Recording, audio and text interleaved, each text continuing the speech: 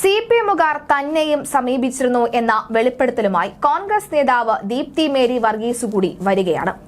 തൃക്കാക്കര ഉപതെരഞ്ഞെടുപ്പുമായി ബന്ധപ്പെട്ട് LDF convener EP ജയരാജനും വിവാദ ദല്ലാൽ നന്ദകുമാറും തന്നെ സമീപിച്ചിരുന്നു എന്നാണ് ദീപ്തിയുടെ വെളിപ്പെടുത്തൽ.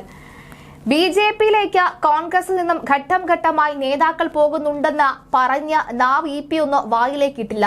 ഇതാ വരുന്നു കോൺഗ്രസുകാരൻ തന്നെ EP തങ്ങളെ CPMലേക്ക് വിളിക്കുന്നുവെന്ന പരാതിയുമായി. അന്നു തന്നെ അവർക്ക് അതിനുള്ള മറുപടി കൃത്യമായി കൊടുത്തിരുന്നു എന്നാണ് ദീപ്തിയുടെ വെളിപ്പെടുത്തൽ. അവർ വന്നതിന് അത്ര വിലയെ നൽകിയിട്ടുമുള്ളൂ എന്നതുകൊണ്ടാണ് ഇക്കാര്യം അന്ന് പുറത്തു പറയാതിരുതെന്നും അവർ പറയുന്നു. EP ജയരാജനല്ല, സീതാറാം യെച്ചൂരി വിളിച്ചാലും തള്ളിക്കളയാനുള്ള രാഷ്ട്രീയ ഔന്നത്യവും സംഘടനാപരമായ പാരമ്പര്യവും തനിക്കുണ്ടെന്നാണ് ദീപ്തി മേരി വർഗീസ് മാധ്യമങ്ങളോട് പറഞ്ഞത്. മന്ത്രി P രാജീവിനെയും ദീപ്തി പരിഹസിച്ചു. P രാജീവ് ഡമ്മി മന്ത്രി മാത്രമാണ്, അതുകൊണ്ടാണ് EP ജയരാജൻ വന്ന ചർച്ച നടത്തിയത് പോലും. അദ്ദേഹം അറിയാതെ പോയി എന്നാണ് ദീപ്തി പരിഹസിച്ചത്. ചിലർക്ക് ഇങ്ങനെ വെളിപ്പെടുത്തൽ നടത്തി പ്രസക്തി തെളിയിക്കേണ്ട അവസ്ഥയാണെന്ന് രാജീവ് പ്രതികരിച്ചതിന് മറുപടി പറയുകയായിരുന്നു ദീപ്തി. 1990കളിൽ ആർഷയേക്കാൾ മോശം ഭാഷയിൽ സംസാരിച്ചിരുന്ന നേതാവാണ് രാജീവ് എന്നും ദീപ്തി പരിഹസിച്ചിരുന്നു. ഇടിമുറികളിൽ എങ്ങനെ സിദ്ധാർത്ഥന്മാരെ സൃഷ്ടിക്കണമെന്ന ക്ലാസ് എടുക്കുന്നത് ഇയാളാണ്. P രാജീവ് ഇനിയും കൂടുതൽ സംസാരിച്ചാൽ ചരിത്രം ഉൾപ്പെടെ പറയാൻ താൻ തയ്യാറാണെന്നും ദീപ്തി വെളിപ്പെടുത്തി.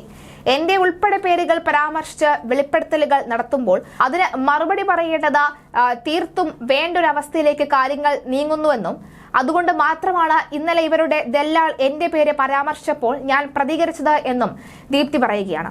തൃക്കാക്കര ഉപതെരഞ്ഞെടുപ്പുമായി ബന്ധപ്പെട്ട ഈ ദല്ലാളും EP ജയരാജനും എന്നെ സമീപിക്കുകയുണ്ടായി. അന്നു തന്നെ ഞാൻ അതിന് വ്യക്തമായ മറുപടി നൽകിയതാണ്. എന്തുകൊണ്ട് അവർ സമീപിച്ച കാര്യം അന്ന് പറഞ്ഞതില്ല എന്ന് ചോദിച്ചാൽ അതിന് അത്രയ്ക്ക് വിലയെ താൻ കൊടുത്തിട്ടുള്ളൂ. എന്തായാലും EP അല്ല, സീതാറാം യെച്ചൂരി വിളിച്ചാലും പുല്ലുപോലെ തള്ളിക്കളയാനുള്ള രാഷ്ട്രീയ പാരമ്പര്യം തനിക്കുണ്ടെന്ന് വ്യക്തമാക്കുകയാണ് ഇവിടെ. എന്തായാലും EP ജയരാജൻ പറഞ്ഞ വായിലോട്ട് നാക്കിട്ടില്ല മറ്റ് രാഷ്ട്രീയ നേതാക്കളെ വിമർശിച്ച്. ഇപ്പോഴിതാ EP എടുത്തെടുക്കാൻ ദീപ്തി അടക്കമുള്ളവർ എത്തിയിരിക്കുകയാണ്. രാഹുലിന്റെ ചോദ്യം വീണ്ടും കൃത്യമാകുന്ന സാഹചര്യത്തിലേക്ക് കാര്യങ്ങൾ നീങ്ങുന്നു എന്ന് വ്യക്തം.